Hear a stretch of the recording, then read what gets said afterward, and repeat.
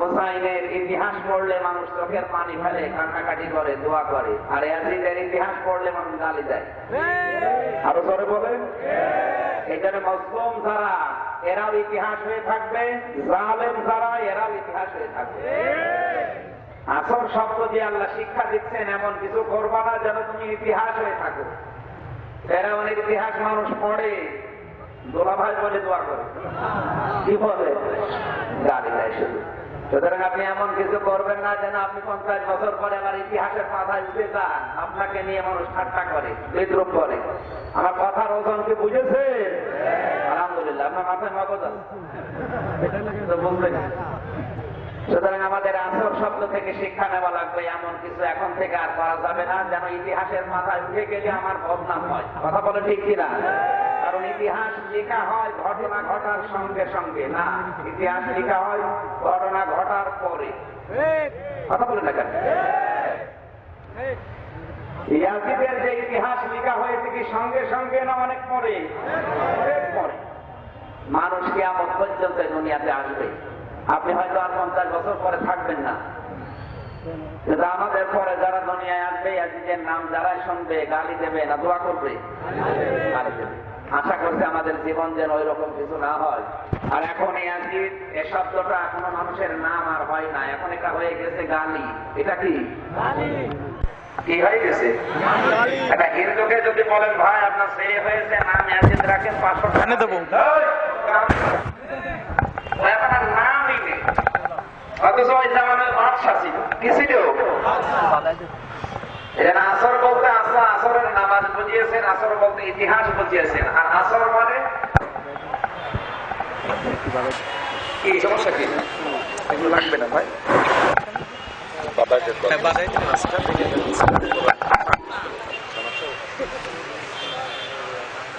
সমাজ ভাইয়া আসর সামনে, আসরের নামাজ তো এই জন্য আসর সূরাটায় তেলাওয়াত করলাম। আল্লাহ তাআলা বলেন আসরি, সময়ের কসম। মানুষের জীবনের সবচাইতে গুরুত্বপূর্ণ জিনিসের নাম সময়। নাম কি? আরো করে বলা লাগবে। এখন এই যে শাকিল ভাই আমার কাছে বসে আছে, ওনার জীবনের দাম 1 পয়সা হয়ে যদি ওনার জীবনে সময় না থাকে, এখন যদি সময় আল্লাহ কেড়ে নেয়, ওনার মানুষ বলবে, মানুষ তার লাশ বলবে। ওনার জীবনের টাকা পয়সা, চাকরি বাকরি, ছেলে মেয়ে, স্ত্রী পুত্র, ক্ষমতা যত কিছু আছে সব কিছুর চাইতে দামি। কথা বলে না কেন? আল্লাহ বারবার মানুষকে এটা স্মরণ করাচ্ছেন, আসরের কসম। কিসে বলেন? এখান থেকে যে আরো গুরুত্বপূর্ণ বিষয়গুলো পাওয়া যায়, আল্লাহ ওয়া দিয়ে শুরু করলেন আয়াতটা। ওয়ায়ে কসমিয়া, এটা ওয়ায়ে বলেন আল্লাহ কসম দিচ্ছেন। কে কসম দিচ্ছেন? আমরা কসম দিই। আমরা কসম দেয় হয়তো ছেলের মাথায় হাত দিয়ে, মেয়ের মাথায় হাত দিয়ে, অথবা প্রেমিকার মাথায় হাত দিয়ে। মানুষ দেয়, আমরা জানি। প্রেমিকার মাথায় হাত দিয়ে বলতে তোমার জীবনও ছেড়ে যাবে না। পৃথিবীর কারো মাথায় হাত দিয়ে কসম করা হারাম। কসম শুধুমাত্র মানুষ করতে পারে তার রবের নামে। রবকে? আরো ধরে। এখানে মসজিদের নামে, কোরআন শরীফের নামে, এগুলোর নামে কসম করলে আপনার ঈমান চলে যাবে। কসম করবেন কার নামে? কেন কসম করা হয়? ওই বিশ্বাস আরো দৃঢ় করার জন্য। একটা জিনিস বিশ্বাস করতে চাই না, অন্য বিশ্বাস করে আবার। এই জন্য বিশ্বাসটা দৃঢ় করার জন্য মানুষ কসম দেয়। ওর চাইতে আরেকটু বড় যিনি তার নামে। এখন আমাদের চাইতে বড় কে? সবাই বলেন আমাদের কসম দেওয়ার নিয়ম কার নামে? এখন আল্লাহ যদি কসম দেয়, ওনার চাইতে বড় তো আমাদের আছে। তুমি কসম দেবে কিসে?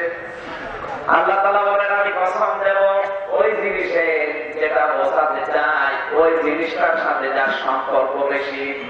আমি এখানে মানুষের জীবনের কিছু কথা তুলে ধরবো। মানুষের জীবনের সম্পর্ক সময়ের সাথে। সময় আছে, এই জন্য মানুষের জীবনের দাম আছে। সময় নেই, ওর জীবনের দাম আছে।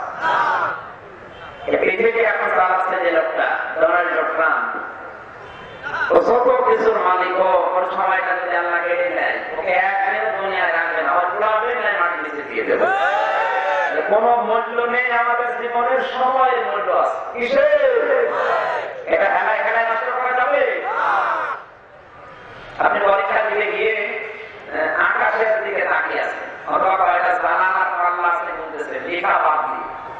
যিনি এক্সিমিনার আছে অথবা ক্লাসে যিনি শিক্ষক, উনি এসে ডাক দিয়ে বলে, ওই বেটা কি করো, এখন কি 3 ঘন্টা ওই আকাশের দিকে তাকানোর সময়?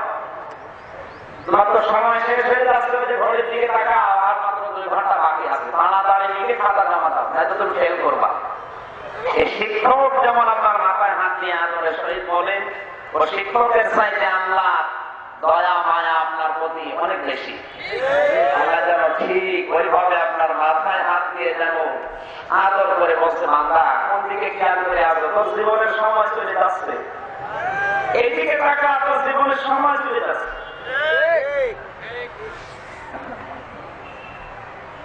আপনার বাড়িতে যে ঘড়িটা আছে, দেখবেন দুপুরে 1টা যখন বেজে যায়, 1 ঘন্টা লাগিয়ে বাড়িওয়ালাকে স্মরণ করায়, ও বাড়িওয়ালা কোন দিকে খেয়াল করে আসো আমি জানি না, জীবনের দিকে তাকাও, তোমার জীবন থেকে 1 ঘন্টা আমি দূর করে দিলাম।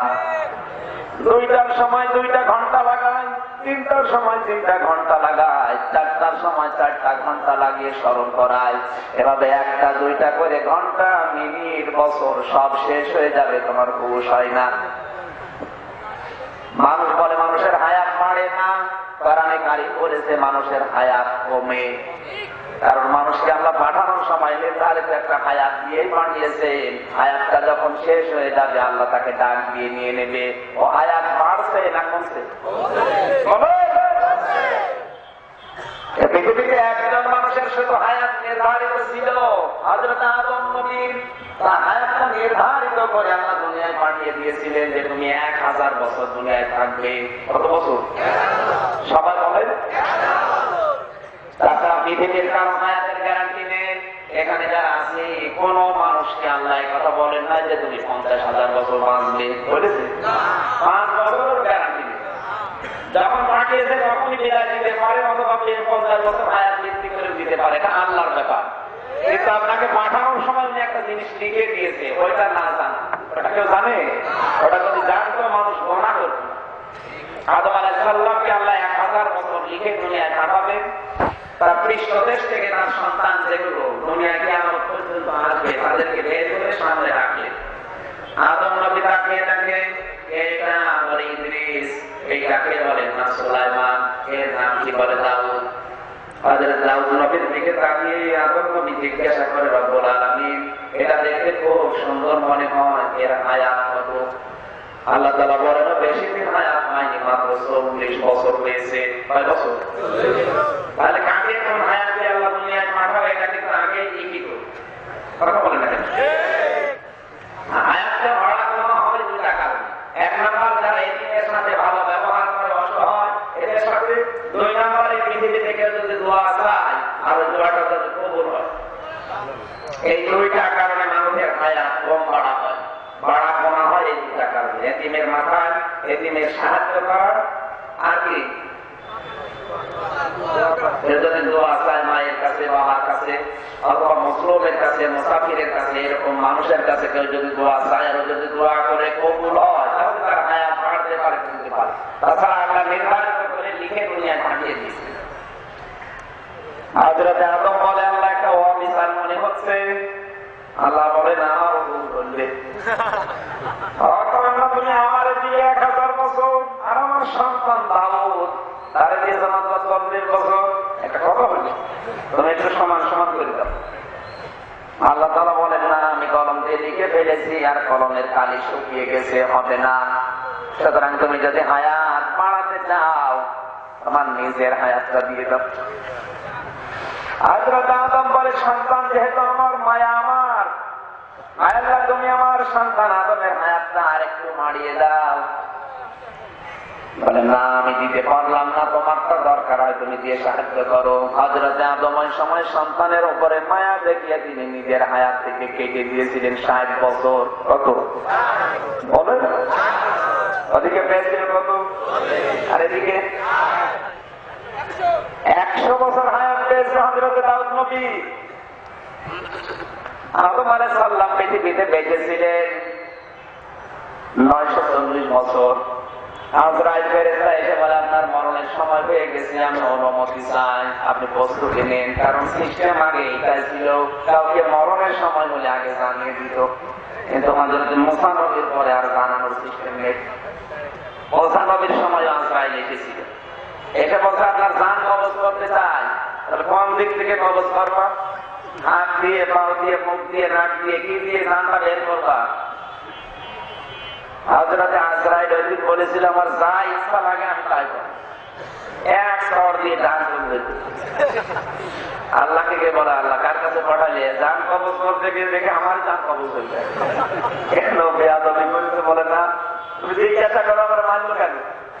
আল্লাহ তাআলা বলে তুমি কেন আমার আজরাইলকে থাপ্পড় দিলে? হযরত মুসা বলে আল্লাহ তুমি জানো না আমি কেন দিলাম?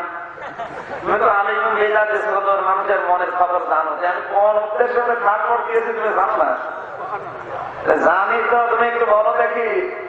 লোকে তোকে জিজ্ঞাসা করলাম যে জান কবজ করতে এসেছে ভালো কথা, কোন দিক থেকে করবা? আমি বিভিন্ন জিনিসের নাম বললাম, ও বলে আমি বললাম হাত দিয়ে, বলছে না। কারণ কি? কারণ এই হাত দিয়ে আমি তাওরাত কিতাব ধরেছি। চোখ দিয়ে বললাম না, কারণ চোখ দিয়ে আমি তাওরাত কিতাব দেখেছি। পা দিয়ে বলছে না, পা দিয়ে আমি তো তোর পাহাড়ে হেলে গেছি আল্লাহর সাথে দেখা করার জন্য। একটা একটা করে যখন সব কিছুই প্রশ্নের জবাব দিয়ে দেয় তখন বললাম কোন দিক থেকে? ও বলছে আমার যে দিক থেকে ইচ্ছা সেদিক থেকে। কেন তুমি পাঠিয়েছো তোমার নাম বলতে পারে না? ও যদি বলতো আল্লাহ যা বলেছে আমি তাই করব, তা না বলে আমার যা ইচ্ছা তাই করবো, এই জন্যই তো থাপ্পড় দিলাম। আপনি কথার ওজন বোঝেন, আন্দাজে হাসলে হবে?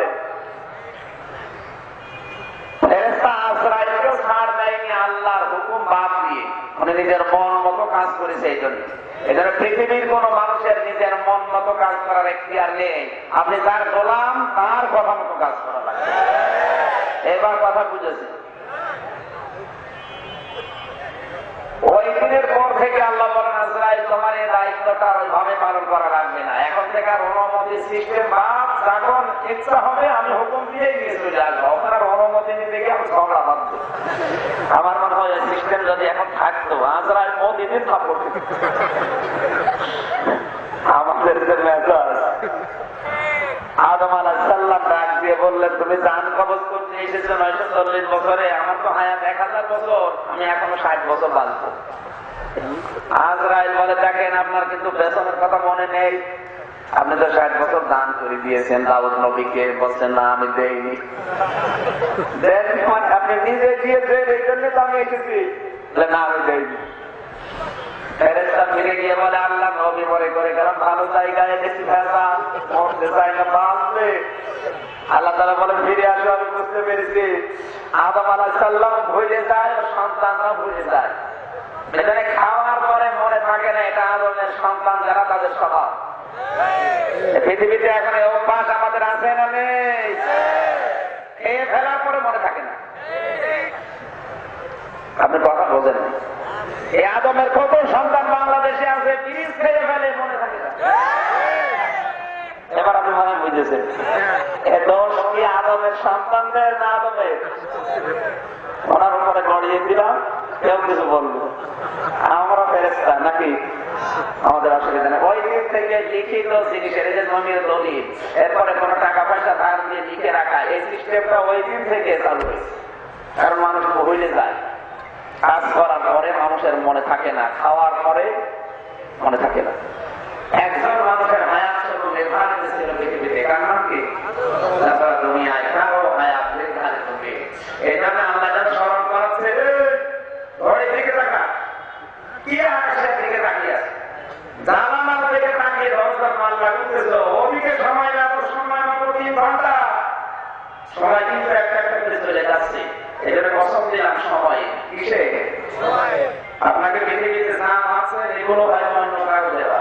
এই যে জামাটা আমার বাবা দিয়েছে, টুপিটা মানে আমার বাবা কিনে দিয়েছে, কিন্তু আমি যেটা নিয়ে চলাফেরা করছি এইটা কি আমার বাবা দিয়েছেন? আল্লাহ। ওটার নাম কি? ভাইয়া জোরে বলার নাম কি? এটা আল্লাহ পাকের পক্ষ থেকে নির্ধারিত করা আছে। এগুলি আজালি মোম্মা প্রত্যেকটি মানুষের জন্য নির্ধারিত সময় আমি লিখে দিয়েছি। সুতরাং আমাদের সময় দিকে খেয়াল করা লাগবে। আল্লাহ কসম দিনের সময়ে আসরের নামাজের হাদিসে ইতিহাসে আমরা বলে যাচ্ছি না, তাহলে আসর শব্দের ব্যাখ্যা পেলাম কয়টা? আরো জোরে। আল্লাহ তাআলা বলেন আলাউসরি, সময়ের কসম, ইতিহাসের কসম, আসরের নামাজের কসম। মেয়েরা যেহেতু কসম বেশি দেয়, টাকা চুরি হয়ে গেলে আগে ছেলের মাথায় হাত দিয়ে বলে নেই, এখানে কসম দেওয়া লাগবে ছেলে মাথায় না মসজিদে উঠে আল্লাহ। হ্যাঁ, কসম দিয়ে যদি মিথ্যা হয় খবর আছে। এদের কসম দেওয়া লাগবে সত্য বিষয়ে। কিসে? মিথ্যা কোন বিষয়ের কসম দিলে আপনার ইমান যা আছে ওইটা চলে যাবে। কথা বলেন না কেন? এদের কসম দেওয়া লাগবে যেটা সত্য। মেয়েরা যারা এসেছেন সাবধান, আন্দাজে আপনি মসজিদে দোহাই দেন, কোরআন থেকে হাত দিয়ে কসম দেন, মাত্র একটা টাকা কারণ দেওয়ার পরে আল্লাহ বলেন ইন্নাল ইনসানা লাফী খুসর। পৃথিবীতে যত মানুষ আছে সবাই ক্ষতির ভেতরে। মানুষ বলতে গেলে শুধু মহিলা লাফী খুসরি, দুনিয়ার কাফেররা ক্ষতির ভেতরে।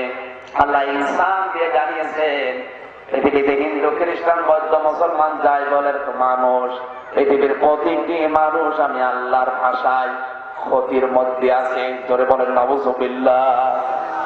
একটু চিন্তা করেন তো, আল্লাহ নিজে বলছেন আপনি ক্ষতির ভেতরে, আপনার শরীর শিরে ওঠার কথা বলেন। এখানে খুসরুন শব্দটা আছে, এদিকে টাকা। খুসর কাকে বলা হয়? ক্ষতির বিষয় আমি আরবিতে দুইটা শব্দ পেয়েছি, খুসরুন এবং লোকসান। লোকসান মানে ক্ষতি, লস। খুসর মানে ক্ষতি, লস। আকাশের মাতাল। লোকসান বলা হয় আরবিতে ওই ক্ষতিকে, ওই লসকে। মনে করেন ইমদাদ ভাই ব্যবসা করে শুরু করেছিল 1 লাখ টাকা দিয়ে। ব্যবসা করতে গিয়ে লাভ হয়নি, কিন্তু পুঁজি 1 লাখ ঠিকই আছে। কথা কি বুঝেছে? 1 লক্ষ টাকার ধান কিনেছিল, কিন্তু একই দামে ধান বিক্রি হয়েছে, লাভ হয়নি, লস হয়নি। এর নাম আরবিতে লোকসান। এর নাম কি? আর ক্ষতি কাকে বলে? 1 লক্ষ টাকা দিয়ে ধান কিনেছিল, এখন ফিরিয়ে দেওয়া লাগছে।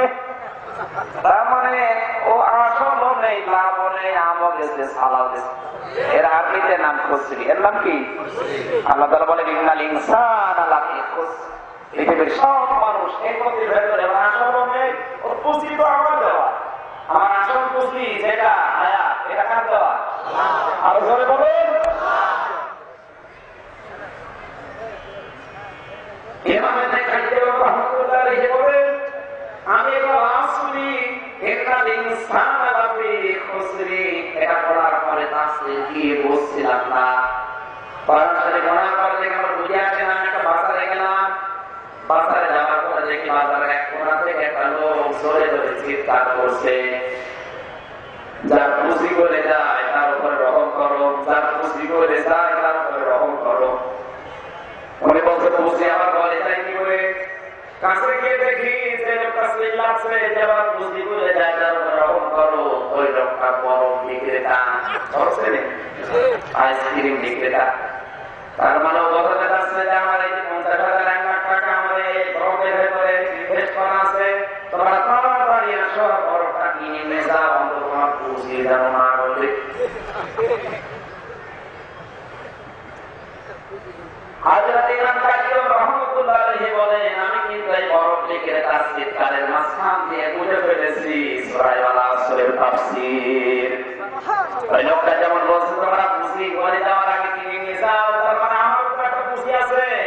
আমার পুঁজির নাম হচ্ছে 60 বছর 70 বছরের হায়াত। কথা বলেন। আল্লাহ বলেন টাকা তোর হায়াতের দিকে। ইয়া আইয়ুহাল্লাযীনা আমানু ওয়ালতানজুর নাফসুম মা কদ্দামাত লিগাদিন ওয়াত্তাকুল্লাহ ইন্নাল্লাহা খাবীরুম বিমা তা'মালুন। ওহে যারা ঈমানের দাবি করো, তোদেরকে খুব ভালোবাসি আমি আল্লাহ। বলছি ওয়াত্তাকুল্লাহ, আমি আল্লাহকে ভয় কর। ওয়ালতানজুর নাফসুম মা কদ্দামাত লিগাদ, প্রতিটি মানুষের উচিত নাফস দিয়েছে। প্রতিটি মানুষের জীবনে এই কথা ভাবা উচিত যে আমার আগামী দিনের প্রস্তুতি কতটুকু তৈরি হলো। আমি একজনে 50, 60, 70 বছর বাঁচার জন্য এত কিছু করতে পারলাম, আমার পরবর্তীতে আর একটা জীবন শুরু হবে, ওই বিশাল জীবনের জন্য আমার কতটুকু সামানা তৈরি করা আছে এটা একটু নজর করে দেখ। কে বলছেন? আয়াতটা পড়ার পরে আমি তাফসিরে দেখেছি আল্লাহর এক বুজুর্গ বান্দা বাজারে যাবার পরে কিছু সদাই কেনার, দোকানদারকে 100 টাকার একটা নোট দিয়েছে। টাকাটা উলট পালট করে বলছে, স্যার এ টাকা চলে না, অচল, নিয়ে যান, অন্যদিন দিয়ে যাবেন। যেই বলেছে অচল, এ টাকা চলে না, সঙ্গে সঙ্গে সেন্সলেস হয়ে গেছে। লোকজনকে মাথায় দেয় যে আপনি খরিদ্দারকে মেরেছেন, বলছেন না এরাও হুশ যখন ফিরেছে বলে আপনি অজ্ঞান হয়ে গেলেন কেন? লোকটা বলে, দেখো দোকানদার আমাকে কিছু বলে নাই, গরমও দেয় নাই, আমি অজ্ঞান হয়েছি এই কারণে। এই 100 টাকার নোটটা আবার হাতে দেওয়ার পরে উলট পালট করে লিখে বলছে এটা অচল, চলে না, কারণ মাঝখানে যে দাগটা থাকার দরকার ওইটা নেই। আমি চিন্তা করলাম আমারও তো একটা হায়াত আছে, একটা 100 টাকার নোট আছে, তার নাম 50-60 বছরের হায়াত। আমি যদি এখনই মারা যাই আর মহান আল্লাহ যদি আমার এই 70 বছর হায়াতের দিকে তাকিয়ে বলে বান্দা এটা অচল, কারণ এর ভেতরে সুদের গুণ আছে, ঘুষের গুণ আছে, বেপরদার গুণ আছে, মানুষ ঠকানোর গুণ আছে, জুলুমের গুণ আছে, শিরিক বেদাতের গুণ আছে, এইটা দিয়ে আমার জান্নাতে যাওয়া যাবে না, অচল। আমি এই কথা চিন্তা করার পরে সেন্সলেস হয়ে পড়ে গেছি। তাদের কি টেনশন আর আমাদের কোন টেনশন? আল্লাহ যে বারবার আসর দিয়ে গবেষণা করে দেখলাম আমি আসরের ভেতরে যত কথা আছে সব মানুষের জীবনের দিকে আল্লাহ ইঙ্গিত দিয়েছে। ওই বান্দা ভালো করে দেখতো তোর জীবন কিন্তু একটার পর একটা চলে যাচ্ছে, ওর যেমন পুঁজি বলে গেল সব শেষ, আমল যাবে, সাল যাবে নাকি? তোর জীবনের হায়াত বলে যাচ্ছে, তোর কিন্তু আমসালা বলে চলে যাচ্ছে। ইন্নাল ইনসানা লাফি খুসরে, পৃথিবীর সব মানুষ এই জন্য ক্ষতির ভেতরে আছে নিমজ্জিত। ক্ষতি থেকে বাঁচতে পারলে 4টা কাজ দুনিয়ায় যারা করতে পারবে। আল্লাহ নিজে জানছেন ক্ষতির ভেতরে আমরা, এই ক্ষতি থেকে আমরা বাঁচতে চাই না চাই না? আরো জোরে বলেন। কত বড় ক্ষতি এটা? এখানে যদি একটা সাপ আসে, এই দিক থেকে একটা কলিম সাপ যদি ওঠে, গোকরা সাপ, আমার মনে হয় শুধু এই চাকরি ধান ছাড়া সবাই জড়িয়ে দেবে, মানে আঁকড়ে দৌড়াবে, কেউ থাকবে না। কারণটা কি? কারণ এই সাপে কামড় দিলে মরার সম্ভাবনা বেশি না কম? আরো জোরে বলে। একটা ধোঁড়া সাপ যদি আসে কেউ হবে দরকার পড়লে ধরে ঘোরাবে, কি বুঝলেন আপনি? একটা সাপ তার ক্ষতি থেকে বাঁচার জন্য মানুষ জীবন নিয়ে পালিয়ে যাচ্ছে, দৌড়াচ্ছে। সাপ কামড় দিলে খুব বেশির বেশি হলে মারা যাবেন এতটুকুই নাকি? এখন যে আল্লাহ 4টা শব্দ বললেন, এই 4টা শব্দ থেকে যদি আপনি নিজেকে সেভ করতে না পারেন, বাঁচাতে না পারেন, আপনি কিন্তু জাহান্নামের আগুনে জ্বলবেন। সাপে কামড় দিলে খুব বেশি মানুষ মারা যায়, আর জাহান্নামে গেলে সাপের কামড়ের চাইতেও বড় ক্ষতি হয় মানুষের জীবনে। আমরা লাভবান ক্ষতি পৃথিবীর মানুষ মনে করে কিসে? এটা একটা পরীক্ষা দিয়ে মনে করেন ম্যাট্রিক পরীক্ষা দিয়েছে, কিন্তু কাউকে দেখেনি, খাতা কাউকে দেখায়ও নি, নিজে দেখেও নি, কারণ নকল করে লিখে নি, যতটুকু পারে যোগ্যতা আছে লিখে দিয়েছে। পরীক্ষার রেজাল্ট যখন দিয়েছে তখন পেয়েছে 50 মার্ক। কত? আপনি এ পর্যন্ত বুঝেছেন? 50 মার্ক পেয়েছে। আর ওনার হাতে অস্ত্র আছে, অনেক পরীক্ষা দেওয়ার পরে শুধু রোল নাম্বার আর নামটা লিখেছে, সাদা খাতা প্রিন্সিপালের কাছে যে বলছে, স্যার এই যে অস্ত্র, আমি কিন্তু 99 চাই। পরীক্ষা দেওয়ার পরে 99 পেয়েছে। এখন দুনিয়ার মানুষরা মা বাবা ভাই বোন যারা আছে বলছে, কি তোর জীবনটা এত কি করবি, এত টাকা পয়সা খরচ করে প্রাইভেট পড়ালাম মাত্র 50, আরো কিছু করে না, শুধু ঘুরে বেড়াই। দুনিয়ার হিসাবে লোকটা সাকসেস,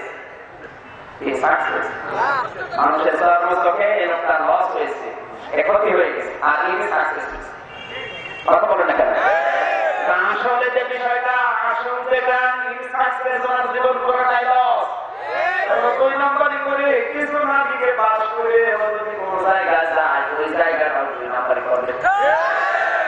আর জানিকে দিল সঠিক দিকে যে কারণে দেখেনি, নকল করেনি, কারো দিকে মুখ এদিক ওদিকে তাকিয়ে না লিখেছে। সুতরাং আমরা দুনিয়ার হিসাবে যাই বুঝলাম, আসল বিষয়টা কিন্তু ওনার জীবনী সঠিক, উনি লাভবান আর উনি ক্ষতিগ্রস্ত। কথা বলেন ঠিক কিনা? আল্লাহ রাব্বুল আলামিন এটা বোঝাতে পারছেন। এখন যে 4টা কাজ আমি দেবো, যদি সঠিকভাবে নকল না করে কাউকে না দেখে যদি লিখতে পারো, তোর জীবনে 50 যদি পাস তুই সঠিক। আরো কিছু লিখেবি, 4টা কাজের একটাও করিনি, শুধুমাত্র খাতা খালি খাতা জমা দিয়ে নিরানব্বই পেয়েছে, ওর জীবন পুরা। তাই দেখো, আমরা যদি এই মহান ক্ষতি থেকে, বিশাল ক্ষতি থেকে, ভয়ঙ্কর ক্ষতি থেকে বাঁচতে চাই, পৃথিবীর সবাই কিন্তু ক্ষতির হাত থেকে বাঁচতে চায়। আমরা চাই না? এবার আপনি মিলাবেন এই 4টা গুণ আপনার ভেতরে আছে কিনা। ইল্লাল্লাযীনা আমানু ওয়া আমিলুস সালিহাত। অনেকেই মনে করছে আমার টাকা আছে, পয়সা আছে, ছেলে মেয়ে বেশি, আমি ক্ষমতা আছে, আমার জীবন সফল না। আল্লাহ বলেন তোর জীবনে সব আছে, কিন্তু এই 4টা কাজ যদি না থাকে তোর জীবন বড় ক্ষতিগ্রস্ত। 1 নম্বরে ঈমান। ঈমান কি? আমার আল্লাহর প্রতি বিশ্বাস করা লাগবে, তার অস্তিত্ব আছে এই শব্দের উপরে। আল্লাহ একজন আছে, আল্লাহর অস্তিত্ব নিয়ে আছে, যেটা কায়দায় আপনি পড়েছিলেন ছোটবেলায়। এখানে যারা কায়দা পড়েছে অবশ্যই তারা ছোটবেলায় পড়েছে আমানতু বিল্লাহি কামা হুয়া বিআসমাইহি ওয়া সিফাতিহি ওয়া ক্বাবিলতু জামিয়া আহকামিহি ওয়া আরকানি। এটা পড়ে না? এখানে 4টা জিনিস শিক্ষা দেওয়া হয়। আমানতু বিল্লাহ, আমি এমন আল্লাহর উপরে ঈমান আনলাম, কামা হুয়া, যার অস্তিত্ব আছে। কি আছে?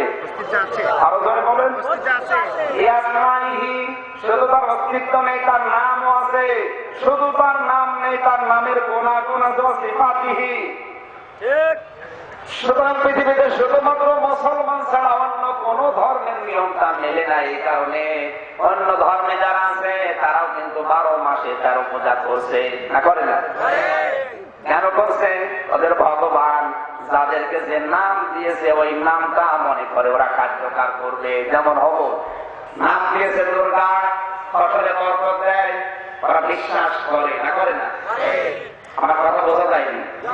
ওরা যে দুর্গা নাম দিয়েছে, ও দুর্গার বিশ্বাস কি যে আমাদের ফসলে বৃদ্ধি করে দেবে, বরকত দেবে। আসলে কি বাস্তবে দুর্গা ফসলে বরকত দেয়?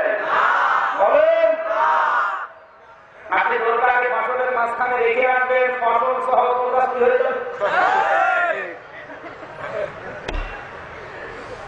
তাহলে ইমানে আমাদের সাথে পার্থক্য এই, আমরা এমন আল্লাহর প্রতি ইমান এনেছি যার নাম আছে এবং নামের গুণাগুণ আছে।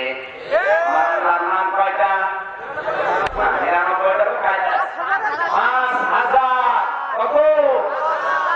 5000 নামে কি গুণাগুণ আছে? যেমন রাস্তার নাম থাকার কারণে পৃথিবীর সবাইকে আল্লাহ রিজিক দান করে। আল্লাহ রিজিক দেওয়ার সিস্টেম কি? এখানে যদি 1 লক্ষ গাছ থাকে, কিসের গাছ? ওই যে ফুলের সরিষা গাছ মনে করে, সরিষা গাছ। সরিষা ফুল ধরে না? বলে না কেন? আল্লাহ যে রাস্তা, বিজ্ঞান বলছে কেমন রাস্তা? 1 লক্ষ সরিষা গাছ। এরা 50,000 মনে করেন পুরুষ আর 50,000 মহিলা। এটা পরাগায়ন পদ্ধতি ছাড়া তো ফল ফুল থেকে ফল হওয়া সম্ভব না। নারী পুরুষের মিলন ছাড়া বাচ্চা হবে, ফল হবে। এখানে 1 লক্ষ গাছ আছে, 50,000 পুরুষ গাছ, 50,000 মহিলা। এ দুইজন এক জায়গায় মিলিত হওয়া সম্ভব? কিভাবে হবে? এই যে মৌমাছি নামক যে জাত আল্লাহ দুনিয়ায় বানিয়েছে, ওটাকে আল্লাহ হুকুম দিয়েছে তোর বাড়ি থেকে কমপক্ষে 10 কিলোমিটার 12 কিলোমিটার দূরে চলে যাবি। ওখানে যাওয়ার সময় সূর্যের দিকে তাকাবি, তোর মাথার উপর একটা এন্টিনা সেট করা থাকবে, সূর্যের আলোর সাথে ধাক্কা লাগবে। একবার যদি মুখ দিয়ে আওয়াজ করিস, ওই আওয়াজটা তোর বাসায় পৌঁছিয়ে দেব। ওখানে যারা আছে সবাই এসে এই ফুলের পরাগায়ন পদ্ধতির মাধ্যমে ফুল থেকে ফলের ব্যবস্থা করবে। যদি 1 বিঘা জমিদার গাছ থাকে, মনে করেন 1 লক্ষ গাছ, আমার মনে হয় 50টা মনীষ নেওয়া লাগবে, জম নেওয়া লাগবে, কর্মকাল নিয়ে, কর্মী, কামলা, এগুলো নিয়ে বলা লাগবে যে একটার সাথে আরেকটা লাগাও।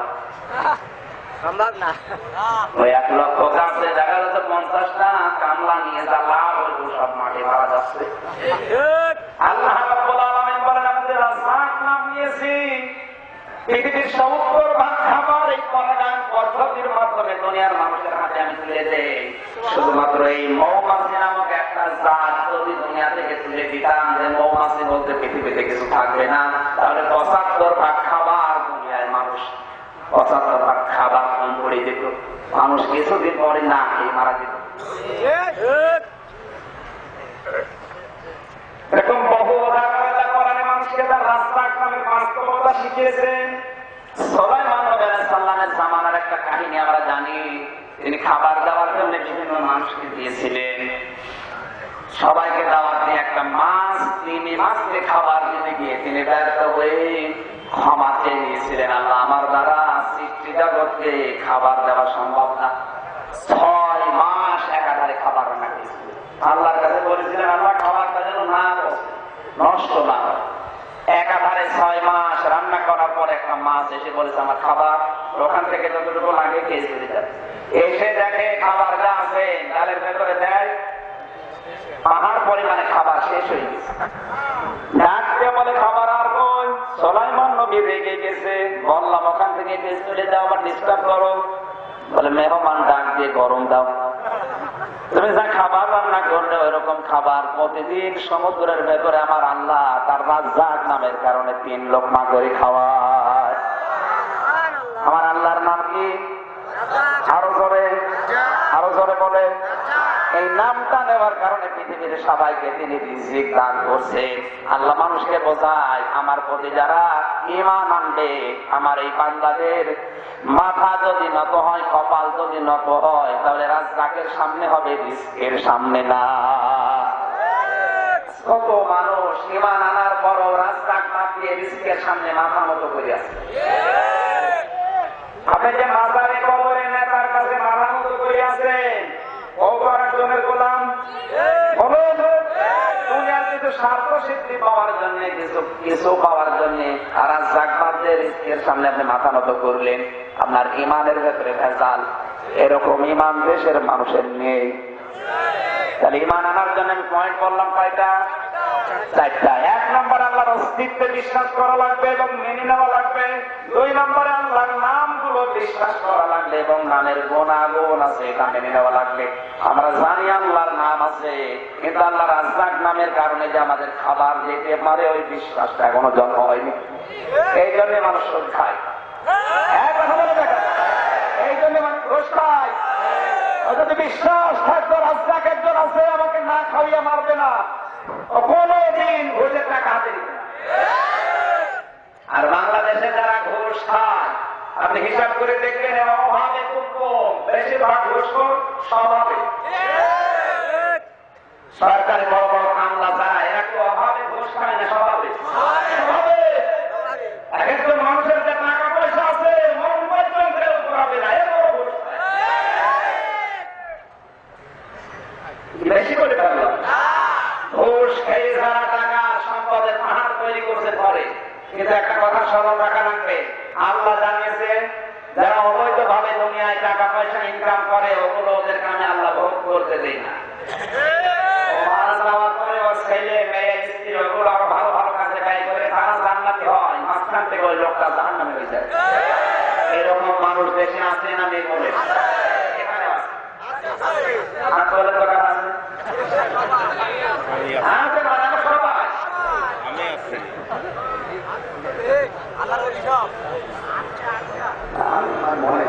মেধা অত খারাপ না।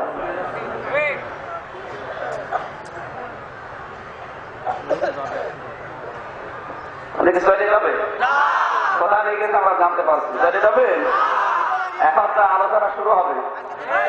আপনি চলে যান না, ভাই আপনার কাছে মাপ চাচ্ছি, খাবার না দেওয়ার কাজ নেই, এনার কাছ থেকে আমি মাপ চাই না, আসলে ভুল করে ফেলে 10টায় কোন কারণে মাইকিং করে বুঝি না, আমি সময় দিলাম 3টায় আর উনি মাইকিং করে 10টায়। এখন দুপুর বেলা তো খাবারের টাইম, মাহফিলের জন্য এই যে বারবার শিখিয়ে দিচ্ছে কি নিয়ে খায় নাকি কথা বলবেন। গরু ছাগল হাঁস মুরগি যা আছে সব খাবারের সাথে মুখ লাগিয়ে খায় না মুখ উঁচু করে খায়? লাগিয়ে খায়। শুধুমাত্র মানুষকে আল্লাহ উপরে মুখ রাখে, খাবার তুলে মুখে দেয়। শিক্ষা দিতে চাই, পৃথিবীর কারো কাছে মাথা নত করবা না, সত্যের জন্য যদি মাথা নত করতে হয় আল্লাহর কাছে ছাড়া। আপনার যত বড় বস হোক যদি অন্যায় করে আর আপনার যদি জীবনও চলে যায়, মাথা ওখানে যেন নত না হয়, জীবন চলে যায়। এরকম সব জায়গায় যদি আল্লাহ রাজ্জাক একজন আছে বিশ্বাস করে আমল করতে পারতাম, এদেশ থেকে অনেক অন্যায় বিদায় দিতে।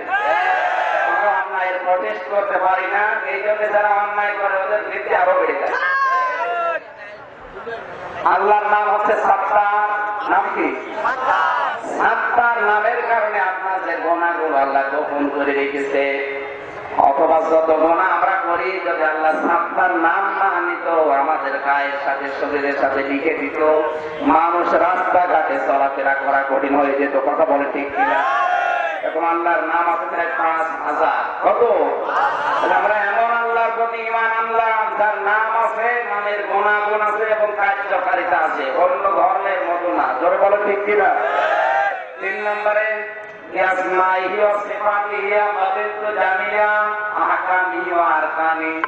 আল্লাহর প্রতি ঈমান এনেছি এ কথা বললেই হবে না, আল্লাহর আইন মেনে নেওয়া লাগবে এবং বিশ্বাস করা লাগবে।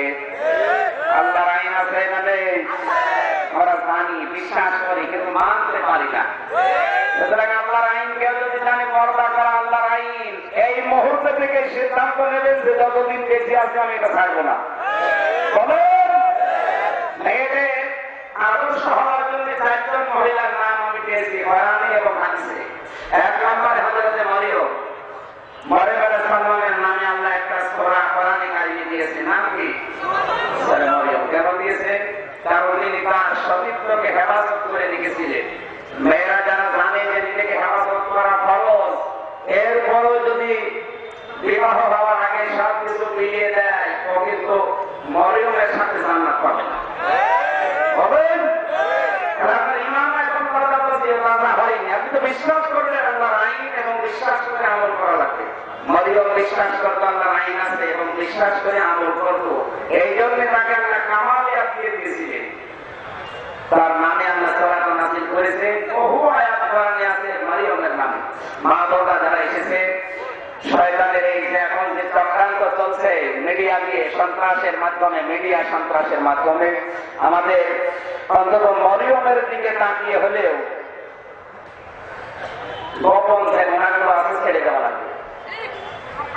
বিশেষ করে মোবাইল, কম্পিউটার, ল্যাপটপ, বিভিন্ন কায়দায় যে গোপন ঘোড়াগুলো যৌবন ধ্বংস করার জন্য মানুষ করছে, কারো যদি ভেতরে ইমানটা থাকে না, আমার যৌবন আমি হেফাজত করবো আল্লাহর জন্য, কারণ আমি আল্লাহর আইন বিশ্বাস করি এবং আমল করি, তার ইমানটা 3 নম্বরে পরিপূর্ণ হবে। আল্লাহ যেন তৌফিক দেন, বলে বলেন আমিন। 2 নম্বর মেয়েদের আদর্শ হচ্ছে হযরত আসিয়া। কি বললাম? আরো জোরে বলেন। এখানে বহু তারা এসেছে, তাদেরকে বলছি, পৃথিবীতে আপনার স্বামী যত কঠিন হোক আর খারাপ হোক, ফেরাউনের মতো স্বামী তো আর না।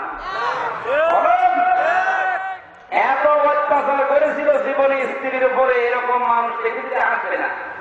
অনেক মহিলা বলে হুজুর আমার স্বামী ভালো না, আপনার স্বামী তো ফেরাউনের মতো অত ভালো না। ভালো একটু ভালো আছে। ওরা জীবনী পড়লাম আসিয়া, 2টা জিনিস পেয়েছি। হযরত আসিয়া কোনদিন তার স্বামীর হক নষ্ট করেননি, সে শারীরিক হক হোক আর মানসিক বা ব্যবহারিক যে হকগুলো আছে এগুলো কোনদিন তিনি স্বামীর হক নষ্ট করেননি। ধরে বলেন সুবহানাল্লাহ। 2 নম্বরে তিনি কোনদিন স্বামীর উপরে বরদোয়া দেননি, লানত করেননি, গালি গালাজ করেননি। তার স্বামী তার হাতের ভেতরে ট্রেক লাগিয়েছিল, পায়ের ভেতরে ট্রেক লাগিয়েছিল, মাথার উপরে গরম তেল ঢেলে দিয়েছিল। এরকম স্বামী আছে কার কার? আছে? আপনাকে হয়তো একটা থাপড় দিতে পারে, কিন্তু ট্রেক লাগায় না।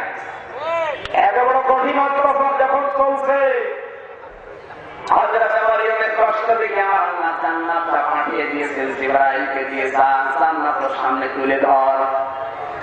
জান্নাতটা যখন তুলে ধরলেন, হযরতে মরিয়ম ডাক দিয়ে বলে, রব্বুল আলামিন, জান্নাত না, এই জান্নাতের ভেতরে তুমি একটা ঘর আমার জন্য বানাও, যে ঘরে বসে বসে তোমারে দেখা যায়।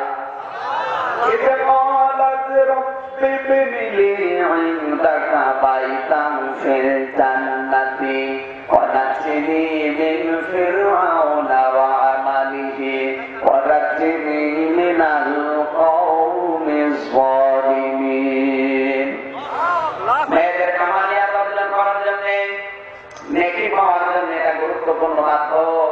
আপনার স্বামী যত খারাপ হোক, আপনি বড় দোয়া দিতে পারবেন না। ব্রেক লাগান হাতে পায়ে, মাথায় গরম তেল ঢালা, এরপরেও তিনি জান্নাতটা দেখার পরে বলেছিলেন, আল্লাহ, জান্নাতের মাঝে একটা ঘর বানাও, যেখানে বসে তোমার দেখা যায়। 2 নম্বরে ওনাচিনি মিন ফিরাউনা, এক আলিফ টান আছে, ওনাচিনি মিন ফিরাউনা, তুমি আমার স্বামীর অত্যাচার, ফেরাউনের কবল থেকে আমাকে বাঁচাও। তার যে দলবল যে আমার উপর অত্যাচার করে, জালেমদের থেকে তুমি আমাকে বাঁচাও। কিন্তু আল্লাহ, তুমি আমার স্বামীর উপরে জুলুম করো না। সেনাটার মেয়েরা যারা এসেছেন তাদের দিকে বলছে, এবার এত অত্যাচারের পরও তিনি স্বামীর উপরে বদয়া করেননি। হ্যাঁ, তিনি বলেছিলেন, আল্লাহ, তুমি আমাকে বাঁচাও, স্বামীর জুলুম থেকে, অত্যাচার থেকে তুমি আমাকে রক্ষা করো। কিন্তু তুমি নিজে আমার স্বামীর উপরে জুলুম করো, এই বদয়া তিনি দেননি। আর আপনার সারা জীবন ঠিক আছে, যদি একটা শাড়ি কম হয়, গালিগালাজ করে বদয়া দেয় যে তোর বাড়ি কিছু পেলাম না, কথা বলে না, এরকম বউ দেশে নেই। আপনি জান্নাত পাবেন কি দিয়ে? খালি নামাজ পড়ে ঘুরে বেড়ালে স্বামীর একটা সাদা কম ঘরে বউ করবে, অনেকে মানুষ না করে না। এরকম বউ আছে, কার গা বর দেওয়া যায়, গালি গালাজ করে।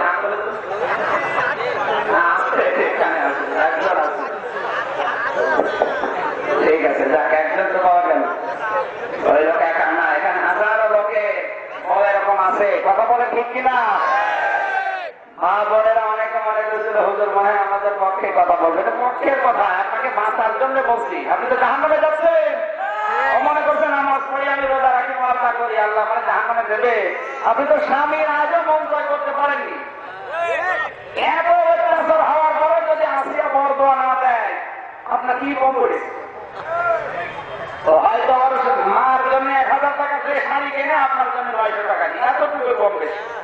এর জন্য আপনি মন খারাপ করেন, ওর বংশ তুলে গালিতে। আপনার মানুষ নেই, আপনি কি আসলেন নিজে হিসাব করবেন, আসিয়ার মধ্যে হতে পারবেন না। জান্নাতের সামনে আল্লাহ তুলে ধরেছিল খেলা করার জন্য, তাহলে আমার গুলো দেখে কথা বলেন না কেন? আল্লাহ বলেন, একটা স্বামীর মন জয় করতে পারো না, তুমি তোমার মালিকের মন জয় করো কি? মেয়েদের আরো বেশি ভালো লাগবে। কষ্ট হচ্ছে বাংলাদেশের পরিবারের পরিবেশে, আমরা জানি। হ্যাঁ, স্বামী যারা আনন্দ পাচ্ছে, কাজ হচ্ছে। আপনি টাকা না হলে বিয়ে করতে চান না, বারবার অত্যাচার করেন, আপনি কি মানুষ? যৌতুকের টাকা না নিয়ে পায়খানা করে খেয়ে ফেললেন, শোনা হবে না। পায়খানা খেলে একটা গুণা হবে, খুব বেশি। কয়টা? কবিরা গুণা। আর যৌতুকের জন্য যারা জোরাজোরি করে, মারধর করে, ওদের 2টা গুণা হয়, একটা জুলুমের গুণা, একটা কবিরা গুণা। এলাকায় যারা এগুলো নিয়ে বিয়ে করেছে, বাড়িতে ফেরত দিয়ে দেবেন, নয়তো আবার কিয়ামতে আপনি জুলুমকারী কাঁটারে যারা আছে ওদের কাঁটারে উঠবে। জুলুম করেছিল পৃথিবীতে ফেরাও কে? ওর সাথে উঠে আপনাকে ভালো লাগবে? যারা বাকি আছেন দিয়ে দিন। এখানে যারা আছেন হাত বলেন তো, যৌতুকের টাকা নিয়েছেন কারণ বলেন দেখি। যৌতুকের বিরুদ্ধে কথা বলার জন্য যেহেতু আদেশ এসেছে, কই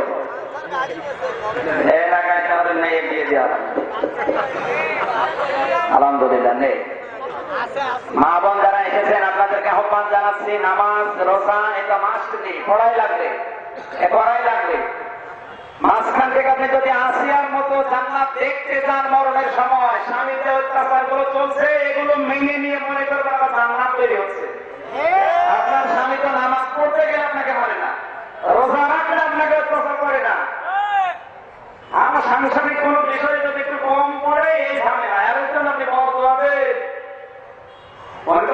মারা ছিল কোনো বড় দেননি। এই জন্য আল্লাহ তার সামনে জান্নাত তুলে ধরেছিলেন। আপনি যদি পারিবারিক জীবনে স্বামীর অত্যাচার, জুলুম, নির্যাতন সহ্য করে যেতে পারেন, আমার মনে হয় আপনাকে আল্লাহ জান্নাত তুলে ধরে দেখাবে। এরকম মহিলা আছে কার বাড়ি বাড়ি হাত তোলে?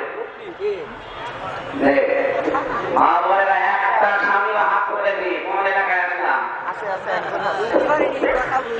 3 নম্বরে মেয়েদের আদর্শ ছিল খাদিজাতুল কুবরা। কি বললাম? আরো জোরে বলেন। মেয়েরা যারা এসেছেন আপনার আদর্শ আইডল মডেল হবে খাদিজাতুল কুবরা। কারণ কি? খাদিজাতুল কুবরাকে আল্লাহ নিজের পক্ষ থেকে সালাম পাঠিয়েছিলেন। পৃথিবীতে 200 মহিলাকে আল্লাহ নিজের সালাম দিয়েছেন। তার ভেতরে হযরত খাদিজা 1 নম্বরে।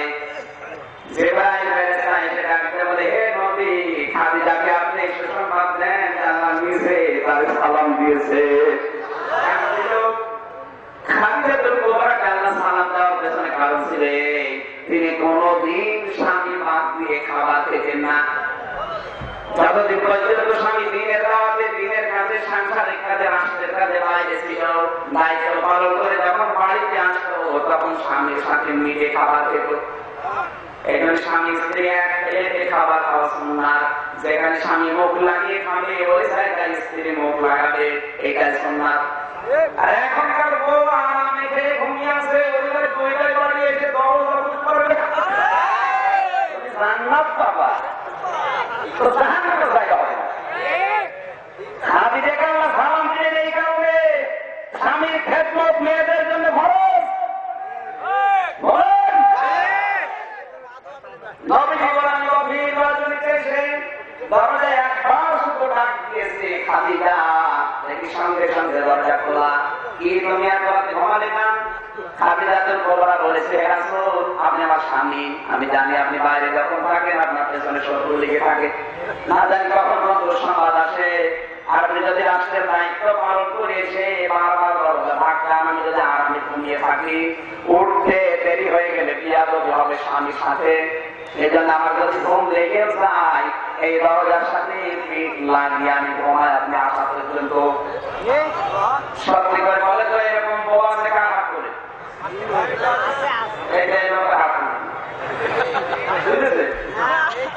আমার বউ, এনার বউ আছে। আলহামদুলিল্লাহ। সাক্ষী দিচ্ছে ওনার বউ খাদিজাতুল কুবরা দরজার সাথে থাকে, দরজা করে না বিছানায় থাকে। মা বোনেরা এসেছে, আশা করছি আপনি এই সুযোগটা কাজে লাগান। আপনি এতটুকু কষ্ট সহ্য করতে পারেন না স্বামীর জন্য, আর এই লোকটা 24 ঘন্টা 18 ঘন্টা ডিউটি করে আপনার মুখে হাসি ফোটানো করবে।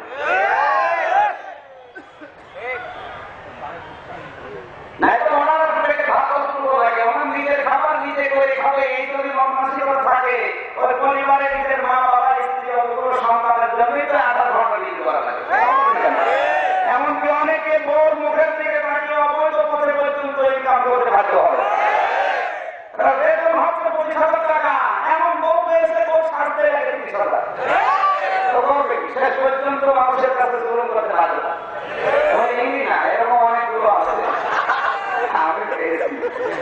বড় বড় লোকরা চেয়ারম্যান হয়, চেয়ারম্যানের বড় ভাব কিন্তু মৌলি আলাদা, তাহলে আলাদা যায়। সরকার কাছে চেয়ারম্যান বেতন পায় 15,000 টাকা, ওর বউ সাথে যদি যাতে 30,000, ও কি করবে? চুরি করবে। এই জন্য আপনার উচিত হচ্ছে আপনার স্বামী যেন অবৈধ পথে যেতে না পারে, আপনাকে সাহায্য করা লাগবে। কথা বলে ঠিক কিনা? যতদিন পর্যন্ত বাইরে আসে রাষ্ট্রের দায়িত্ব পান আর সাংসারিক কোন কাজ কারবার করুক, যতক্ষণ না আসে স্বামীর জন্য যদি কেউ আশায় থাকে যে কখন আসছে কখন আসছে, ও নকল নামাজ পড়া তো সওয়াব পায়। ও আশায় থাকে, ওইটা জানে না কখন সিরিয়াল হবে, কখন সিরিয়াল হবে, আশায় কি সওয়াব হবে। মেয়েরা যারা এসেছেন আমার এই ওয়াজটা কাজে লেগেছে। অনেক মহিলা, বিশেষ করে ভারতের এই যে চ্যানেলগুলো স্টার জলসা, স্টার প্লাস আর জি বাংলা, জি প্লাস, এগুলোতে যেগুলো দেখানো হয় একটা কোন শিক্ষা নেই, শুধু ঘর ভাঙা ছাড়া। কথা বলেন না কেন? মেয়েরা যারা এসেছে আশা করছি আপনি এই মুহূর্ত থেকে মুসলমানের মেয়ে বউ বেটার বউ হিসাবে গরম তো সারা মনে না খাওয়া হল মাথা পানি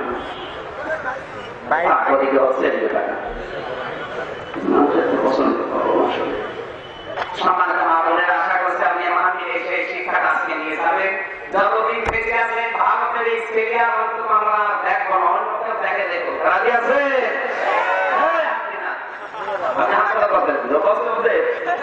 দেখার সময় দেখে তো বসে বসে ওরা ওই যে সমাজের পাচ্ছে নতুন না দেখে দেখে কোরআনের একটা আয়াত আয়াত করবে। কারণ কোরআনের যতগুলো আয়াত নিয়ে আপনি মুখস্থ করতে পারবেন কিয়ামতের দিন ওই আল্লাহ বেন্টিং আল্লাহ আপনাকে দান করবে। সুতরাং মেয়েরা স্বামীর খেদমতের মাধ্যমে খালিদাতুল কুবরার মতো যেন কামালিয়াত অর্জন করতে পারে। বলে বলুন আমিন। 4 নম্বরে যে মেয়েটার নাম পেয়েছে হাদিসে, তার নাম নবীজির মেয়ে ফাতিমাতুজ জোহরা। নাম কি? না খেয়ে থাকতে এরপর স্বামীকে দিয়ে অবৈধ ইনকাম করাতেন না। 3 দিনের না খাওয়া সবে ফাতিমাতুজ জোহরা। এরপরও বলেছিলেন স্বামী কোন অবৈধ পথে যাওয়া যাবে না, এটা আমার ওড়নাটা বিক্রি করে দরকার কিছু খাবার নিয়ে আসে। নিজের ওড়না বিক্রি করে অভাবের সময় স্বামীকে দিয়ে খাবার নিয়েছে, তারপরও কোন অবৈধ পথে স্বামী যেন না যায় মার মার পানি দিয়েছে। এখানে অনেক মেয়েরা আছে, তাদের গোপনে অনেক সম্পদ আছে, সোনা দানা বলেন অন্য কিছু আছে। স্বামীর যদি দৌড়কে ওগুলো যদি আপনি একটু সাহায্য না করেন তো ওগুলো আপনি কি করবেন? ওরা যারা এসেছে বরদোয়া করছে যে হুজুর মরুক, আমাদের গোপন সোনা দানা নিয়ে গেছে। আরে আপনাকে আমি বাধা দিয়েছি। অনেক মহিলা এরকম আছে স্বামীর দুর্দিন যাচ্ছে, একটা জিনিস বিক্রি করে সাহায্য করবে, ইস্টাবলিশ করবে না, সেখানে যা ও নিয়ে আরো বাবার বাড়ি পাঠিয়ে দেয়। সম্মানিত মা বোন না, আপনার আচরণ হওয়া লাগবে ফাতিমাতুজ জোহরার মতো। নিজে কন্ট্রোল থাকবেন, স্বামীকে আল্লাহর দিকে তাকিয়ে কন্ট্রোল করার চেষ্টা করবেন। এরপরে যদি ও কন্ট্রোল না হয় ওর হিসাব ওর জন্য, আপনার হিসাব আপনার জন্য। এই 4 জন মেয়েকে আল্লাহ কামালিয়াত দিয়েছিলেন পৃথিবীতে। তাহলে আল্লাহর প্রতি কেউ যদি ঈমান আনে, বিশ্বাস করা লাগবে আল্লাহর প্রতি, এবং তার যে বিধানগুলো আছে এগুলো মেনে নেওয়া লাগবে। তার একটা বিধান বললাম পর্দা, একটা বিধান কি? আরো জোরে বলেন। আমি পৃথিবীতে এই কয়টা রাষ্ট্র ঘুরে আসলাম, বিশেষ করে সৌদি আরব। বাংলাদেশের মেয়েদের যদি আল্লাহ জাহান্নামে দেয়, আমার এই ছোট্ট মেধা এসেছে 2টা কারণে যেতে। 1 নম্বরে বেপরদা, 2 নম্বরে স্বামীর নাফরমানি। এই 2টা বিষয়ে আরো সেন্সিটিভ ভালো লাগবে মেয়েদের। হ্যাঁ, নামাজ পড়েন আমিও জানি, আপনি রোজা করেন আমিও জানি, কিন্তু এই 2টা বিষয় একেবারে উদাসীন। পর্দার বিষয়ে পর্দা করছেন মুরব্বী মানুষ, 80 বছর বয়স, ওর দিকে কুকুরও তাকায়। আর যেটা মেয়ের 16 বছর 18 বছর ও কিচ্ছু নেই। কথা বলেন। পর্দা করার দরকার ছিল এইটা, যার দিকে মানুষ তাকানোর সম্ভাবনা আছে। বোরকা মদিনার গিয়েও পরে দেখলাম মসজিদে নববীতে এমন আমার বোরকা পড়েছে মনে হয় আমার দুর্নীতি লড়াই করে করা। আর এরা বোরকা পরে কলেজে যায়, বিশ্ববিদ্যালয়ে যায়, এমন তাই ও পরিবেশে ঠোক লেগে গেছে। কথা বলেন না কেন? আর বলছে থেকে বলে যায় যে টাইম স্লিপ করে দিবা, মানুষ যেন বলতেছে জিনিস একটা দাস। আপনি বোরকা পড়েছে এটি পড়ার জন্য না ফ্যাশন? আল্লাহর কোন বিধানকে যদি কেউ হাসি ঠাট্টা হিসেবে ব্যবহার করে, ও আমার মনে হয় আল্লাহকে সামনে পেলে এরকম করত। আজ পর্দাও করা হচ্ছে বিভিন্ন জায়গায়, শুধু এসি বাসে পর্দা আছে, এসি বাসে পর্দা নেই, আর এদিকে এসি বাসে পর্দা দেওয়া, আর টেলিভিশনের ব্যাপারে পর্দা দিয়ে রাখে, দরজায় পর্দা দিয়ে রাখে, জানালা দিয়ে রাখে, নিজের শরীরে কোনো পর্দা নেই। দেওয়ার দরকার শরীরে। কথা বলেন ঠিক কিনা?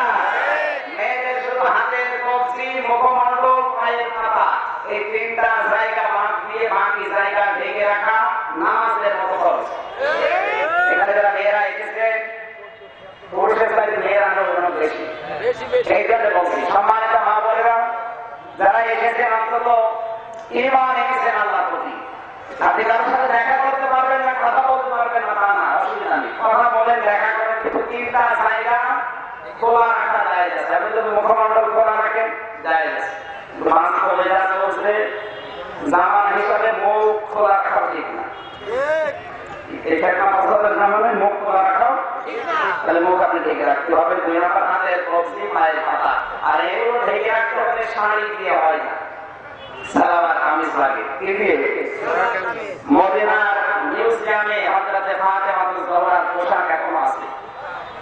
তার পোশাকটা হাত পর্যন্ত হাতা ছিল, পা পর্যন্ত লম্বা ছিল।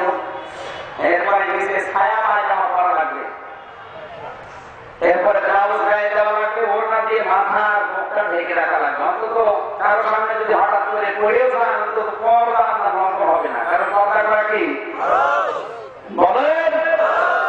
নামাজ পড়তে গেলে নামাজে যদি কেউ শাড়ি পরে যায়, আর যদি একবার মাথা থেকে কাপড় পরে যায়, চোখ কিন্তু সতরের অন্তর্ভুক্ত। সতর টাকা কি নামাজ হবে। এখানে মেয়েরা শাড়ি পরে নামাজ হয় না, যত দামি শাড়ি হোক নামাজ হবে না। পর্দা একবার জানতে হয়, যদি কল্পে দেখা যায় আপনার নামাজ শেষ। আমার কথা কি বোঝা যাচ্ছে? মেয়েদের নামাজ পড়ার নিয়ম কি? সালোয়ার কামিজ পরে। আমার মনে হয় 1000-4000 টাকা দিয়ে শাড়ি না কিনে 400-500 টাকা দিয়ে যদি সালোয়ার কামিজ বানানো যায়, এই স্বামী যারা আছে এরাও বেঁচে যাবে, ওদের নামাজ হবে। আমরাও বেঁচে যাবো। মা বোনরা এসেছে, আপনি অন্তত এইটা বানানো বলতে আপনি করবে হয়ে গেছে, অসুবিধা নেই। এখন থেকে সালোয়ার কামিজ বানাবে, শাড়ি বাদ দিয়ে তারপরে শাড়ি কিনে সিলাইতে বানাবে। নামাজও হবে, আখিরাতও হবে, দুনিয়ায় সেফটিতে থাকতে পারবে। পর্দা করা কি?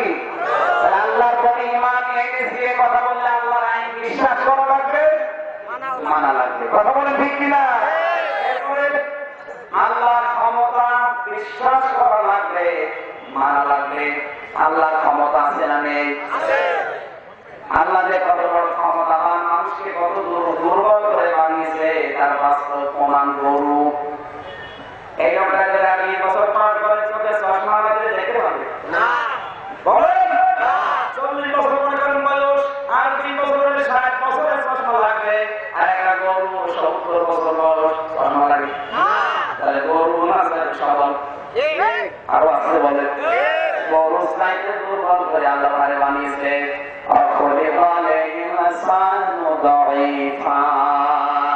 মানুষকে আমি একেবারে দুর্বল করে বানিয়েছি।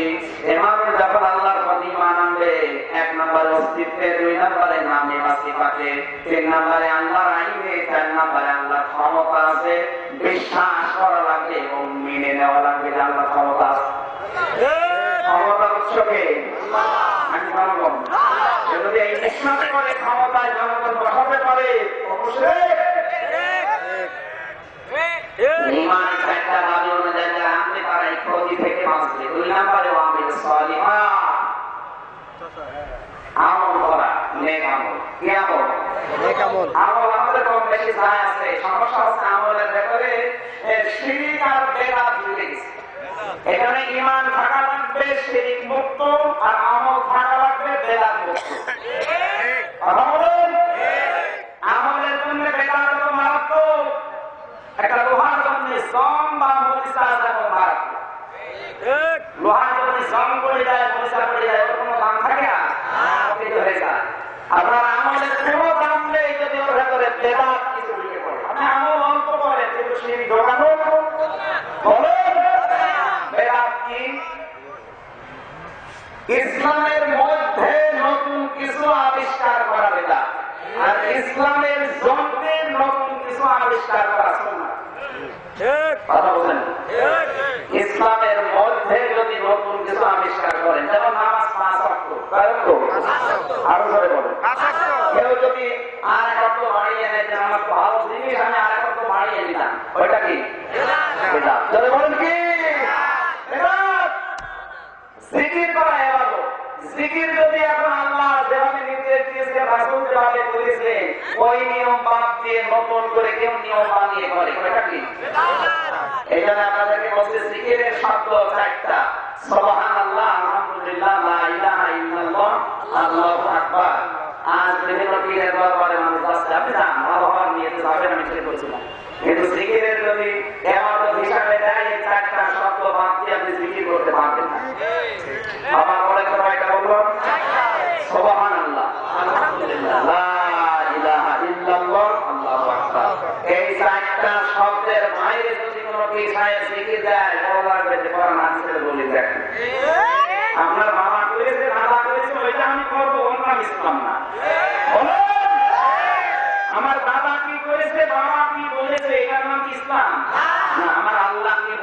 রাসূল কি করেছে এটা মানছি।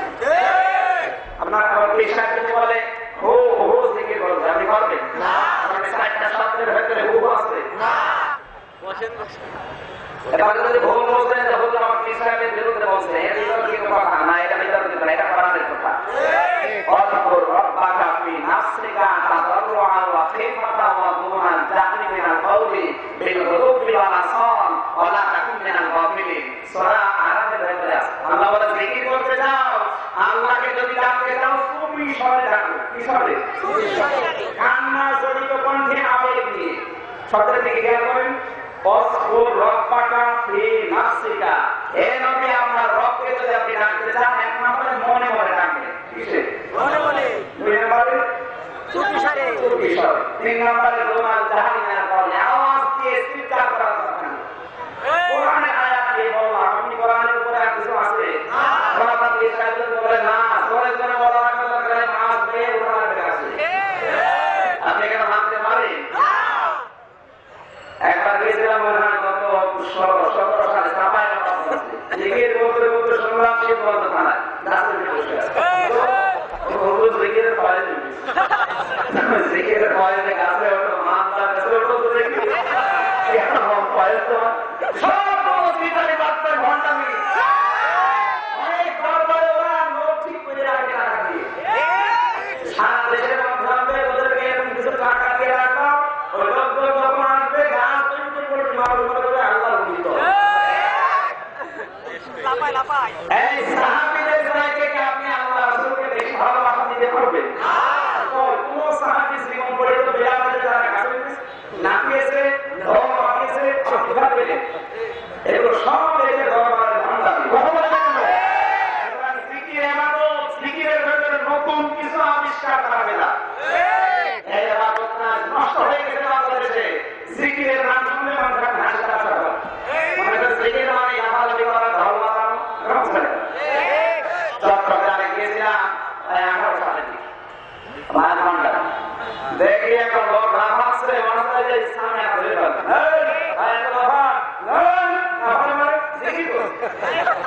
এখন আমিও তো টেনশন আছে জান্নাত পাবো কিনা। ওই বয়সের দিকে জান্নাত পাবো, আমাকে বলতে লাফা ওই টেনশন ধরিয়েছে কি ও পীর বলছে যত লাফাবি তত তাড়াতাড়ি জান্নাত পাবো। এখানে নামাজটা আমার বলছে আমি কি বলছিলাম আমার আপনি অল্প করেন 5 ওয়াক্ত নামাজে শুধু ফরজ ওয়াজিব আর সুন্নাত পড়ে, নবম যদি নাও পড়ে অসুবিধা নেই, কিন্তু এগুলো আপনাকে ঠিক হওয়া লাগবে নাকি বলেন? আর নামাজ পড়লে আপনি জান্নাত পাবেন বিষয়টা এমন না। নামাজ তো আল্লাহর খুশির জন্য পড়া লাগে, আপনার নির্ধারিত একটা দায়িত্ব। এটা কি আপনার কি দায়িত্ব? আপনি মুসলমান দাবি করার পর নামাজ পড়েন না, কি কি মুসলমান? কালকে মুসলমান বানিয়েছে এক স্টেজে ঢাকাতে। মুসলমান হওয়ার পরে বললাম কেন মুসলমান হচ্ছে? ওটা শিক্ষিত মানুষ, পরিবার সহ ও ওর ছেলে ওর মেয়ে ওর বউ 4 জন এসেছে। কি কি কারণে বলছে? 1 নাম্বার কারণে আমি কোরআন হাদিস নিজে পড়েছি। কোরআন পড়ে দেখলাম যে অন্যান্য ধর্মগ্রন্থ যে কয়টা পড়েছি, গীতা, রামায়ণ, মহাভারত, এগুলো পড়ে দেখলাম ওগুলো নিজেদের স্বার্থে লেখা। যেগুলো লেখা নিজেদের স্বার্থে লেখা, মত খাওয়া লেখা যায় নেই, ওরা নিজেরা লিখে দিচ্ছে। অথচ নিজেদের ধর্মের কথাগুলো ওরা নিজেদের জীবনে মানে না। যে হত্যা মহাপাপ, বৌদ্ধ ধর্মের মূল কথা, অথচ মুসলমান হত্যা করছে ওটা পাপ না। এবং নিজে দেখলাম একটা ধর্ম দুনিয়াতে ঠিক নেই, সব নিজেদের স্বার্থে বানিয়েছে। আর কোরআন শরীফ আল্লাহ বানিয়েছে মানবতার স্বার্থে। ঠিক না, এটা ঠিক, কিন্তু আমার এই মাতার উপরে আছে আজকে দেখলাম আমার পরিবারের যখন সবাই রাজি, আমার বিয়ে করা মেনে নেয় না, ওদিকে থাকতে চায় না, মুসলমান। আমি বললাম শুধু মুসলমান না, মুখের চামড়া তো মুখে, আপনি মুখ দিয়ে পড়লে মুসলমান হয়ে গেলে বিষয়টা এমন না। মুসলমান হওয়ার পরে আপনার এখানে তখন বলা যায় 10টা, আপনি 10টায় মুসলমান হলেন, আপনার প্রথম দায়িত্ব দিলাম আপনি ফজরের নামাজ কিভাবে পড়বেন আমি জানি। যদি কিছু না পারেন শুধু আল্লাহ হঠাৎ করে দাঁড়িয়ে যাবেন। তাহলে একটা মানুষ মুসলমান হওয়ার পরে প্রথম দায়িত্ব তার নামাজ। সাজিদ হয়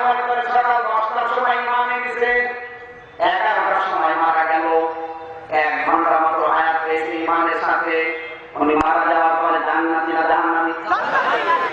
কারণ আমল করার সময় পাই কথা বলছেন এখানে।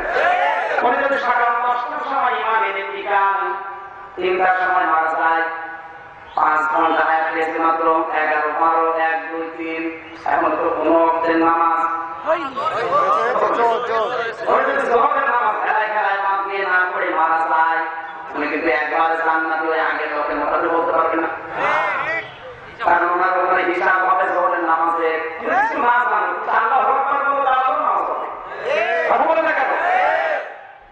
মাত্র 5 ঘন্টা হায়াত পেয়ে যদি জোহরের নামাজ ছিল না পড়লে সালাত দেওয়া লাগে, এখানে কত মুসলমান সমাজ কি নামাজ পড়ে না, কত সমাজ নিজে নিজে মরবে। আজকের এই দিন থেকে একটি সিদ্ধান্ত নেওয়া যায়, ভাই আপনি অন্য ধর্মের মানুষ না, মুসলিম। সর্বপ্রথম আপনার হিসাব হবে তুমি নামাজ পড়তে কিনা বল। অন্য যে কোনো কাজ করেন আমি তো নিষেধ করে পারবো না করে, কিন্তু অন্তত নামাজটা আপনি ছেড়ে দেবেন না। কখনো নামাজ যদি কাজ কামে ফেলায় সুন্নত নফল পড়তে না পারেন পরে পড়ে নেবেন, কিন্তু ফরজ কাজ যেখানেই থাকে আপনাকে করা লাগবে।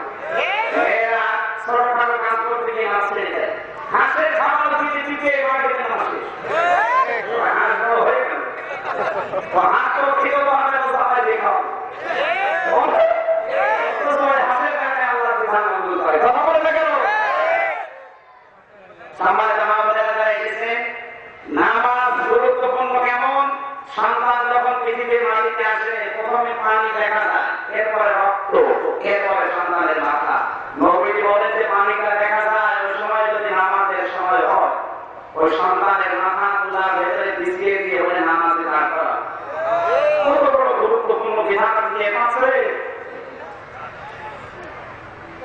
যেখানে জীবন মরণ নিয়ে টানাটানি একটা সন্তান জন্ম দেওয়ার সময় মানুষের যে কষ্ট হয়, মায়ের মর্যাদা এখানে বেশি। পৃথিবীতে যত শক্তিশালী মানুষ হোক 46 ডিগ্রি সেলসিয়াস কষ্ট সহ্য করার ক্ষমতা মানুষের শরীরে দিয়েছে। কত ডিগ্রি? এটা একটা সন্তান জন্ম দিতে একটা মায়ের কষ্ট হয়। নবীজি জানিয়েছেন, বিজ্ঞান এখন এই তথ্যটা দিয়েছে, 56 ডিগ্রি সেলসিয়াস কষ্ট সহ্য করা লাগে। সুবহানাল্লাহ। এত কষ্টের সময় নামাজ ছেড়ে দেওয়ার বিধান নেই। আর আপনি ভালো মানুষ, বিয়ায় এসেছে গল্প করতে করতে আসর মাগরিব শেষ, তোমারে আল্লাহ জান্নাত দেবে, মাস দেবে। আমি আর নিচে নামলাম না। আশা করছি যে 1 ঘন্টা হায়াত পেয়ে নামাজ পড়ে না জান্নাত পাবে, কারণ আমাদের সময় পাইনি। কিন্তু যে লোকটা 5 ঘন্টা হায়াত পেয়ে 1 ওয়াক্ত নামাজ ফরজ ছিল পড়ে না, যদি জান্নাত আল্লাহ না দেয় হিসাব না নিয়ে, তুমি নামাজই পড়ো না শুধু রোজার মাস ছাড়া, তোমার কি করে দেবে হিসাব করে। ওই লোকটাকে বললাম আপনার ফজরের নামাজে আপনারা স্বামী স্ত্রী আর 2 ছেলে মেয়ে সকালবেলা থেকে ফজরের নামাজ থেকে আরম্ভ করেন, প্রোগ্রামে রাজি আছে। এরপরে থেকে আপনি ইসলাম শেখেন, জানেন, যখন ধর্মে আসলেন আপনি ভুলে দেন না আমি মুসলমান। সম্মানিত ভাইরা, আমরা যারা এসেছি নাম রেখে দিয়েছি, একটার নাম তাইয়েবা, একটার নাম আমিনুল ইসলাম, আর একজনের নাম ইউসুফ ইসলাম, আর মেয়েটার নাম মারিয়ম। হিন্দু, সব হিন্দু, 4 জন। এর আগে 2 জন বানিয়েছিলাম মাদারি পরে, 2 জন খ্রিস্টান বলতো, ওই ইস থেকে এসেছিল খাগড়াছড়ি থেকে, 2টাই বলতো। এর আগে একজন পাবনায় হয়েছিল, এটাই খ্রিস্টান। আর মৌলভী বাজারে কয়েকদিন আগে একটা হয়েছিল, এটা হিন্দু। এই 8 জন বানালাম এই কয় বছর। আল্লাহ আমার জীবনে কিছু না কবুল করলো, আমার আশা আছে অন্তত 8 জন তো বানালাম। এরা যদি ইমানের উপরে টিকে থেকে মরতে পারে আল্লাহ আমার মাফ করবে ইনশাআল্লাহ। আমার মনে হয় মেলার সময় যাই খাবার খাওয়া লাগবে, খাবার খানলে আপনি কিছু করেন, এত মানুষের খাবার দিতে গেলে ওনারও বিক্রি করা লাগবে। আমি মাছটায় মাছটা প্রায় 2 ঘন্টা আসছে, আশা করছি খাবারের জন্য, হয়তো আমি আসর পর্যন্ত চালাতাম, মানুষের দিকে মেনে নেয় না।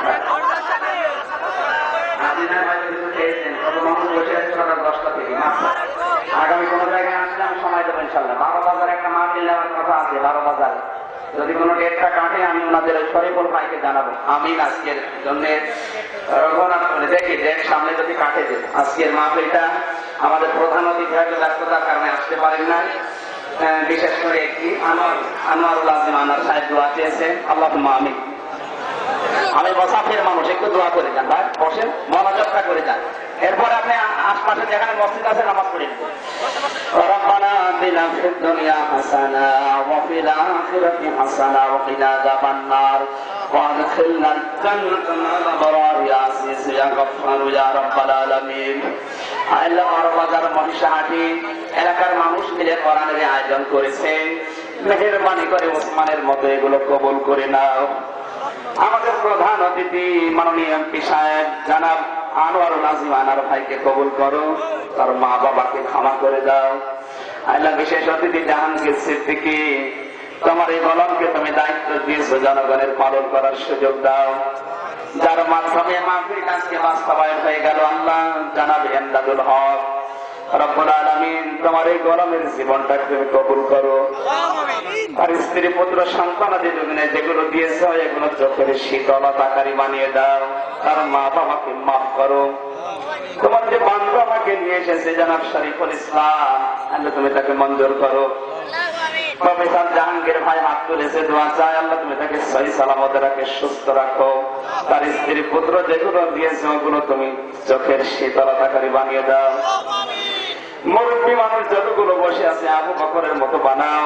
বিশেষ করে আমাদের প্রশাসনের যে ভাইগুলো এসেছে, বড় ভাই শাকির খান সহ নামনা জানা যত মানুষ আমাদের দায়িত্ব পালন করেছে আইন শৃঙ্খলায়, নিজেদের মা বাবা আত্মীয় স্বজন স্ত্রী পুত্র ছেড়ে যারা দেশের এবং দেশের দায়িত্ব পালন করে, এই দায়িত্ব তুমি ইবাদত হিসাবে কবুল করে নাও। তাদের শরীরকে তুমি সুস্থ রাখো, ভালো রাখো, মানবতার খেদমত করার তৌফিক দাও। মা বোনেরা পর্দার আড়ালে বসে আছে, আল্লাহ তাআলা এদেরকে তুমি ফাতেমার মতো খাদিজার মতো জীবন দান করো। স্বামী যাদের অবাধ্য আছে বাধ্য বানিয়ে দাও, সংসারে যাদের অভাব আছে দূর করে দাও। ছেলে মেয়ে যাদের লেখাপড়া করছে আল্লাহ মেধা সিদ্ধি করে দাও। আল্লাহুম্মা গফিরলি ওয়ারহামনি ওয়াহদিনি ওয়াফিনি ওয়ারযুকনি ইয়া রাব্বাল আলামিন। আল্লাহ তাআলা গ্রামে মাটির নিচে কত মানুষ ঘুমিয়ে আছে, কোরআনের আলোচনা যেখানে হয় 40 দিন নাকি কবরের আযাব মাফ থাকে। কিয়ামত পর্যন্ত এলাকার কবরগুলোকে তুমি মাফ করে দাও। আগামীতে এই মাহফিলটা কোরআনের প্রচারের জন্য আরো বিশাল আকারে কবুল করো। আল্লাহ তাআলা আমার শ্রদ্ধাভাজন খালা শাশুড়ি এখানে আছে, দোয়া চেয়েছে, তাকে তুমি ক্ষমা করো। তারা শামসুল হক, আল্লাহ তাআলা তার নাম না জানা যত মানুষ আমিন আমিন করছে আমাদের খালি হাতে ফেরত না দিয়ে কবুল করে দাও।